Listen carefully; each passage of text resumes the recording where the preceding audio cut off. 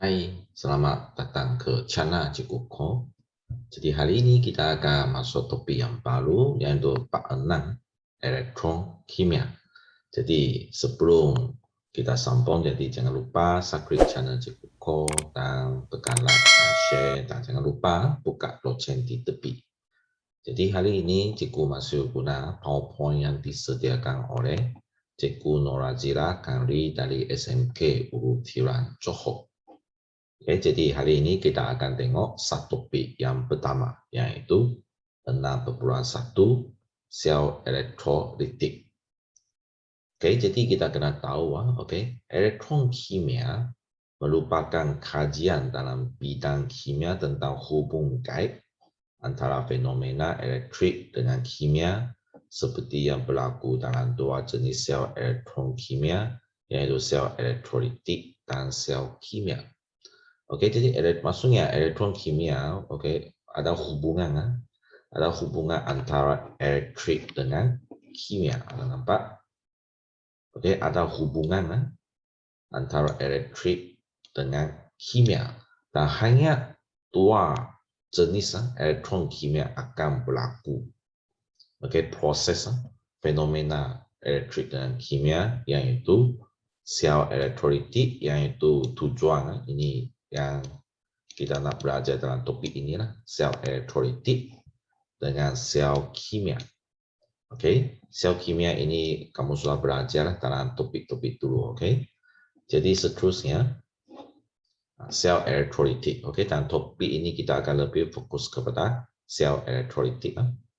Dalam sel elektrolitik, arus elektrik mengalir melalui suatu elektrolit untuk menghasilkan tinta balas kimia. Oke, jadi banyak kata kunci yang baru di sini ya, oke.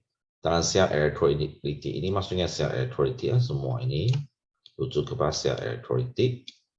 Oke, arus elektrik di dalam ada arus elektrik ya, berlaku, oke, mengalir suatu elektrolit untuk menghasilkan tinta balas kimia. Jadi apa maksudnya elektrolit? Oke, di dalam sini ya, di dalam cecair ini, oke, ini adalah elektrolit lah. Nanti kita akan tengok lebih mendalam tentang penjelasan elektrolit. Tenaga elektrik ditukar menjadi tenaga kimia. Ingat, tenaga elektrik tukar menjadi tenaga kimia melalui proses elektrolisis. Jadi nama mesti hafal.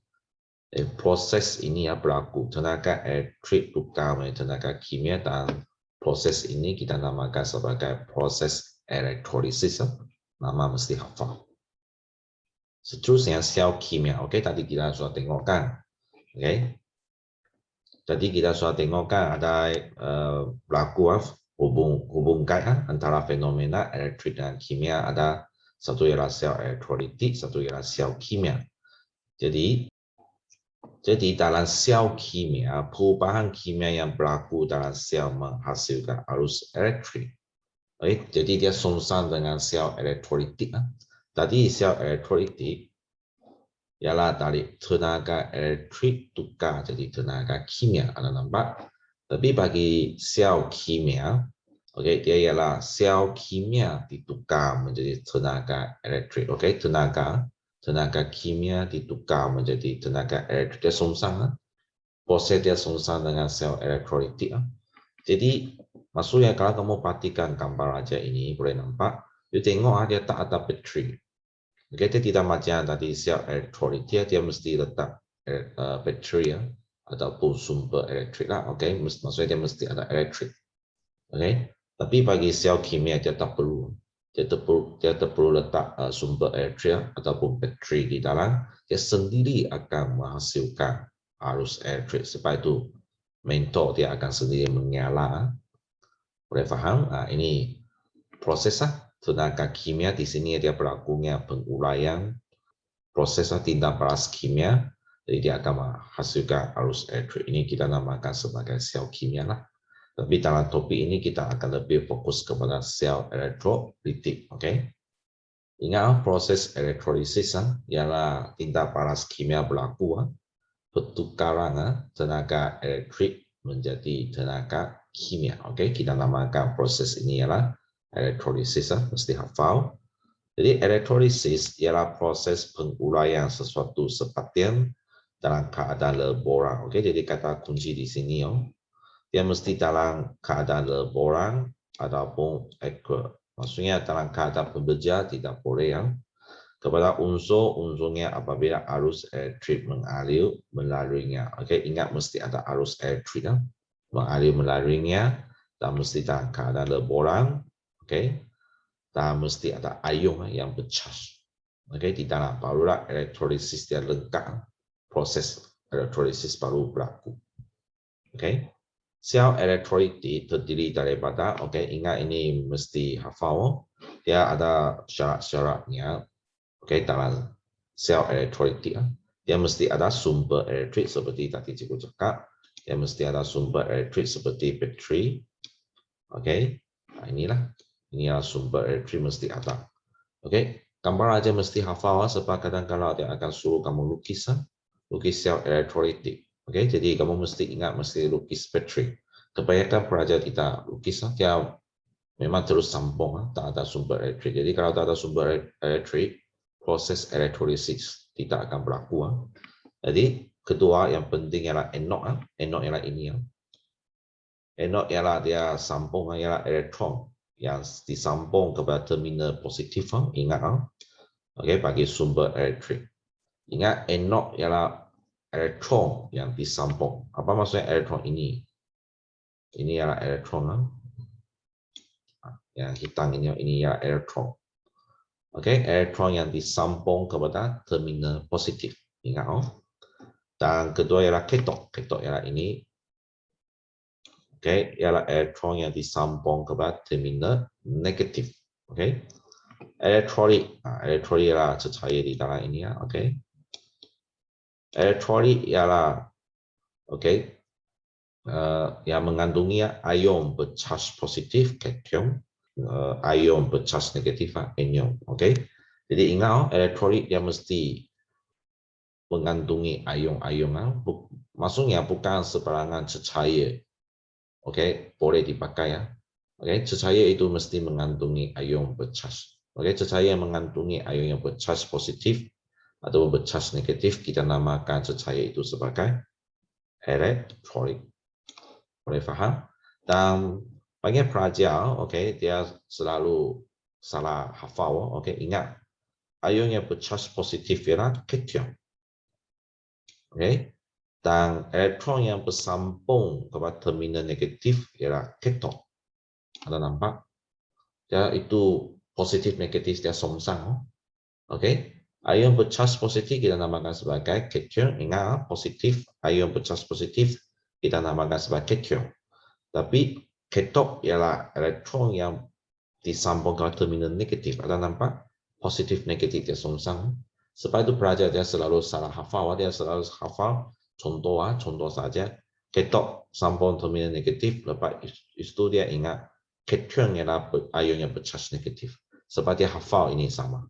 Negatif, sini pun negatif. Salah, dia songsang. Sebab itu kamu hafal salah satu sudah cukup. Ingat, hafal salah satu sudah cukup. Kamu boleh hafal anode sambung kepada terminal positif. Lepas itu anion ialah bercas. Ion bercas negatif. Sebab kamu tahu dia songsang. Positif negatif dia songsang. Betul? Okey, lepas itu kamu boleh hafal katot ialah elektron yang disambung kepada terminal negatif. Lepas itu kamu fikir kation ialah songsang, positif negatif songsang. Kation ialah ion bercas positif. Boleh faham? Maksudnya kamu hafal salah satu sudah cukup lah. Dan satu lagi dia ialah songsang dia. Boleh? Okey, seterusnya. Sumber, kita tengok terperinci satu demi satu. Sumber elektrik yang sangat jelas merujuk kepada bateri. Merujuk kepada bateri ini sumber elektrik. Dan sel elektrolisis berfungsi untuk menghasilkan arus elektrik bagi menjalankan elektrolisis. Jadi fungsi dia ialah membekalkan arus elektrik. Elektrolisis tidak akan berlaku jika tiada arus elektrik yang mengalir melalui elektrolit. Ingat, sebab itu apabila kamu lukis gambar raja, kalau kamu tak lukis bateri, maksudnya memang otomatik akan hilang maka sebab tak ada arus elektrik, proses elektrolisis tidak akan berlaku. Seterusnya elektron. Elektron tadi kita pun ada bincang sikit ya, okay? Elektron ialah konduktor elektrik yang disambung. Ingat, elektron bukan letak sebarangan juga. Elektron ialah mesti mengalirkan arus elektriknya. Maksudnya dia boleh konduktor elektriknya, okay?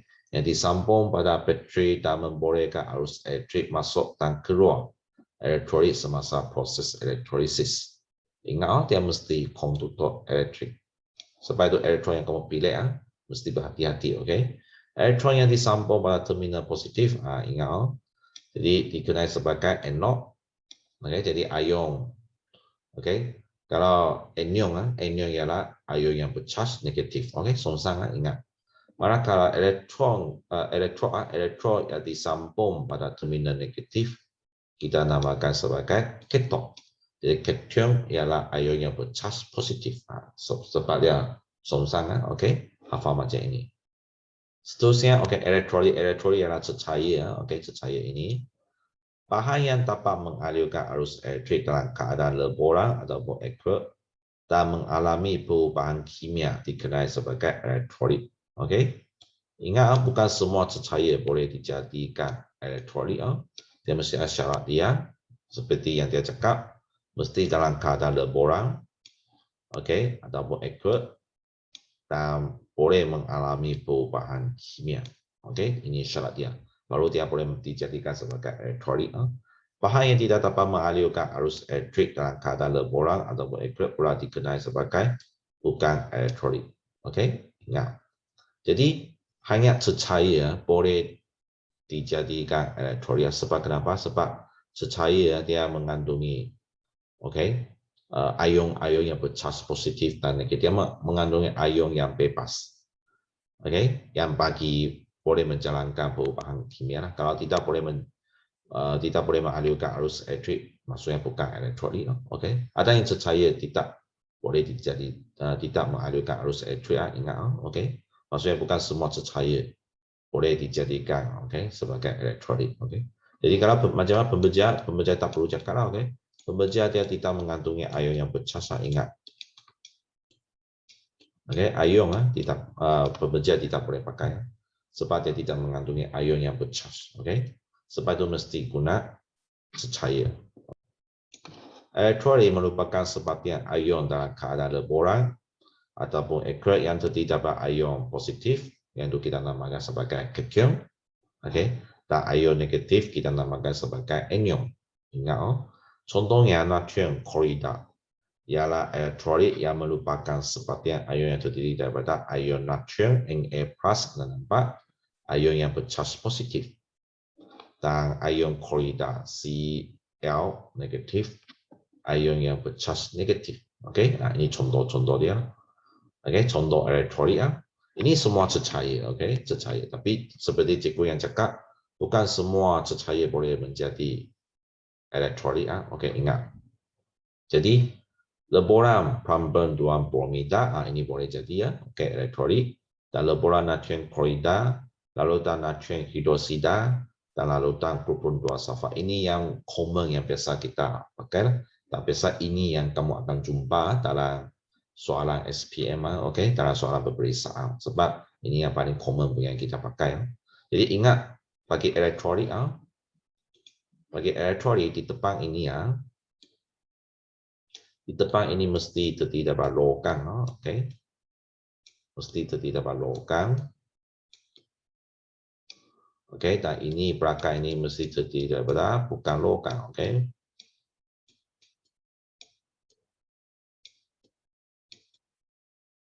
Okey, baru dia dapat sesuai dijadikan sebagai elektrolit. Ingat. You tengok plumbing PP lah plumbing jadi logam. Okey. Na natrium jadi logam. Okey. Ini ialah bromine ialah bukan logam, dia adalah gas, okey. Chlorine juga sama, okey. Jadi natrium ialah logam, ini depan semua ialah logam, belakang ialah bukan logam. Dan ini ialah Cu ialah kuprum, okey. Kuprum ialah logam. Supaya itu tengok depan ini semua mesti logam. dan belakang ialah bukan logam. Baru dia sesuai dijadikan sebagai elektrolit. Sebab logam-logam dia lebih senang menjadi ion-ion. Nanti kita akan lebih mendalam penjelasan dalam elektrolisis. Jadi contoh bukan elektrolit. Jadi you tengok ini juga dalam keadaan laboran, cecair. Tapi dia tidak sesuai dijadikan elektrolit sebab dia tidak mengandungi ion yang bebas, yaitu ion yang bercharge positif ataupun ion yang bercharge negatif. Sebab itu dia tidak sesuai, dia bukan elektrolit. You tengok, bukan elektrolit punya ciri dia tak ada depan dia tak ada logam. Jadi kalau soalan tanya mana satu sesuai dijadikan elektrolit, jadi kamu tengok saja. Asalkan depannya logam, belakang bukan logam, memang dia sesuai dijadikan elektrolit. Boleh faham? Seterusnya, proses elektrolisis. Semasa proses elektrolisis, ion bercharge. Macam mana elektrolisis berlaku? Ini dia penjelasan dia. Ion bercharge positif yaitu kation, dia akan bergerak ke keton, yaitu terminal negatif, elektronegatif. Sebab positif kalau sama dia akan tolak. Ingat, sama juga negatif kalau sama dia akan tolak. Sebab itu positif negatif dia akan mendekati antara satu sama lain. Jadi ion positif akan pergi ke terminal negatif. Sebaliknya ion negatif dia akan bergerak ke anode yaitu terminal positif. Yang memang macam ini. Contohnya sewaktu elektrolisis laboran Prandtl 2 bromida, yaitu PbBr2, ion Prandtl 2 ialah bercharge positif, Pb2. Ingat logam ialah selalu bercharge positif. Ini depan logam dia selalu bercharge positif, yang bukan logam dia ialah selalu bercharge negatif. Hafal. Maksudnya depan ini dia selalu akan menjadi ion positif. Hafal. Belakang ini selalu menjadi ion negatif. Sebab itu sangat jelas Prandtl yang logam dia akan menjadi ion bercharge positif. Yaitu cation. Dia akan bergerak ke keton yang bercharge negatif. Manakala ion bromida yang bercharge negatif akan bergerak ke anode yang bercharge positif. Hafal? Maksudnya ion, kamu hafal saja. Ion positif pergi ke terminal negatif. Ion negatif pergi ke terminal positif. Macam ini. Elektrolit tidak akan mengalirkan elektrik dalam keadaan bekerja. Tadi saya cakap. Karena dia ada ion yang bebas bergerak untuk mengalirkan elektrik. Ingat, pembeja memang semua tidak boleh pakai, tidak boleh dijadikan elektrolit, sebab dalam bentuk pembeja tidak ada ion yang bercharge bebas. Dan kalau dia ada ion bercharge bebas, jadi maksudnya dia tidak akan mengalirkan arus elektrik. Ini gambar aja. Elektrolit, di dalamnya elektrolit. Tengok apa yang berlaku, Prandtl positif. Bercharge positif, dia akan pergi ke keton, terminal negatif. Bagi bateri you tengok tadi cikgu nak ingatkan lagi, kalau bagi bateri ingat dia simbol dia ialah satu garis panjang, satu garis pendek. Ingat garis pendek ini ialah terminal negatif, dan garis yang panjang ini ialah terminal positif. Kadang kalau soalan dia tidak tulis positif negatif, dia hanya lukis bateri. Jadi kamu sendiri kena tahulah mana ialah terminal positif, mana ialah terminal negatif. Ingat, kalau bagi bateri, yang garis pendek ialah terminal negatif, jadi ialah keton lah. Dan garis yang panjang ialah terminal positif, yaitu anode. Ini mesti hafal. Dan kamu perhatikan ion yang bercharge positif, yaitu cation, cation. Dia akan bergerak ke keton.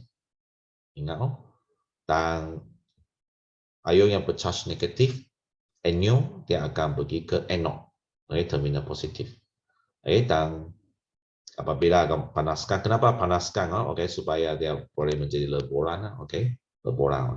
Penggerakan ion ke elektrod semasa elektrolisis leboran Prandtl 2 bromida. Ini proses yang berlaku. Jadi video ini sampai sini saja. Jadi jangan lupa, oke, subscribe channel Cikgu Ko, dan bukan lonceng di tepi. Dan video yang seterusnya kita akan sambung tengok topik ini lagi. Jadi kita jumpa lagi pada video yang seterusnya. Oke, bye bye.